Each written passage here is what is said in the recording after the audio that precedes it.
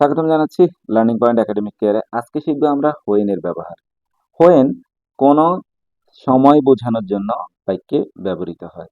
When, আবার বলছি, বাক্যে যদি আন্ডারলাইন করা অংশ দ্বারা আমরা কোনো সময়কে নির্দেশ করে, তাহলে সেক্ষেত্রে আমরা হোয়েন বসাই। হোয়েন শব্দের অর্থ হচ্ছে কখন বা যখন, অর্থাৎ সময় বোঝাতে হোয়েন ব্যবহার করা হয়। সময় বোঝাতে হোয়েন ব্যবহার করে ডব্লিউএস কোশ্চেন করতে হয়। আমরা প্রশ্নের দাগ দেওয়া অংশ দ্বারা যদি বুঝি এখানে কোনো নির্দিষ্ট সময়কে বোঝানো হয়েছে, সময় সম্পর্কে জানতে চাওয়া হয়েছে, সেক্ষেত্রেই আমরা শুধুমাত্র হোয়েন ব্যবহার করে ডব্লিউএস কোশ্চেন করব। হোয়েন বসানোর ক্ষেত্রে আমরা কি করব?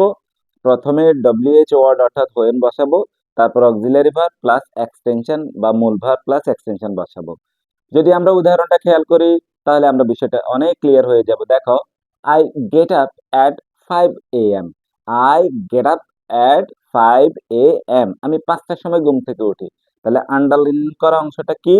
At 5 AM। তাহলে when do you get up, তুমি কখন ঘুম থেকে ওঠো? When do you get up, when do you get up, তুমি কখন ঘুম থেকে ওঠো?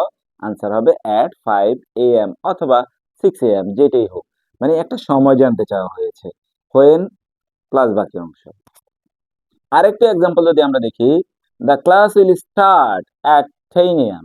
The class will start at 10 AM।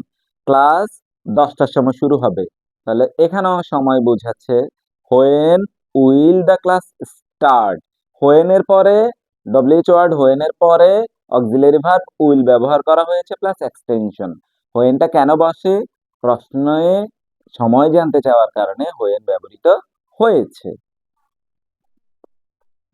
এক্ষেত্রে তোমাকে মনে রাখতে হবে হোয়েন এর পরে বা ডব্লিউএইচ ওয়ার্ড এর পরে অবশ্যই অক্সিলারি ভার্ব বসাতে হবে অথবা মূল ভার্ব বসাতে হবে প্রশ্নে যেটা থাকে। এইবার নিচের উদাহরণগুলো তোমরা করবে। The modern Olympic games started in 1896। The modern Olympic games started in 1896।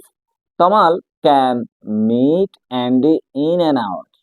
Tamal can meet Andy in an hour. এইভাবে রেগুলার যদি তুমি ডব্লিউএস কোশ্চেন প্র্যাকটিস করো, তাহলে ডব্লিউএস কোশ্চেনের সমস্যা সমাধান হয়ে যাবে। আমার পেজটি ফলো করবে। ধন্যবাদ সবাইকে।